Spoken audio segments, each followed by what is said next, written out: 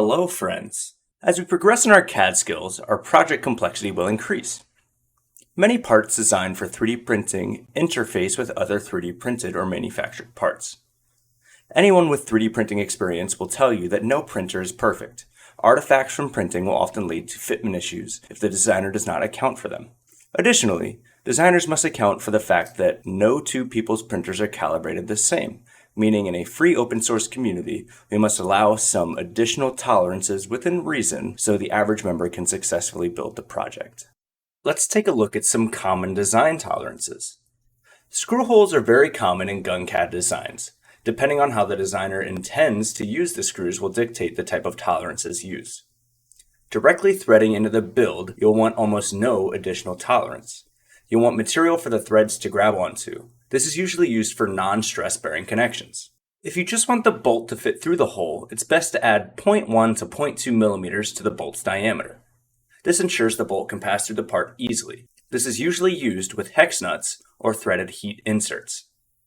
Speaking of heat inserts, you'll want to leave enough material to melt and integrate with the knurling. But keep in mind, if the hole is too small, you'll have a buildup of material that will clog the hole below the heat insert. As a rule of thumb, it's best to find the minimum outer diameter of the heat insert and make the hole roughly that size. Let's move to interfacing parts. Having zero additional tolerance on interfacing printed parts rarely ever works. Depending on whether you want the parts to be able to move or be stationary, we have different values that we can use. Offsetting touching faces 0.15 to 0.2 millimeters is a good start for parts that are supposed to lock together. For moving parts, I use anywhere from 1/4 to 1/2 millimeter. For threads, Fusion has a built-in tool. This can be helpful, but Fusion doesn't automatically account for the additional tolerances we need. Fusion will do its best to find a standard thread pattern that closest matches the diameter of the hole you've selected. FDM printers usually don't do well with smaller thread patterns or pitches. For those, it's usually best to directly thread into the parts. But if you need to make a threaded 3D printed part, you'll need to offset the walls a bit. You can also tap the parts afterwards to clean things up. Designing geometries that are FDM printer friendly is always welcome. The use of chamfers can eliminate the need for supports and give the build a less blocky appearance.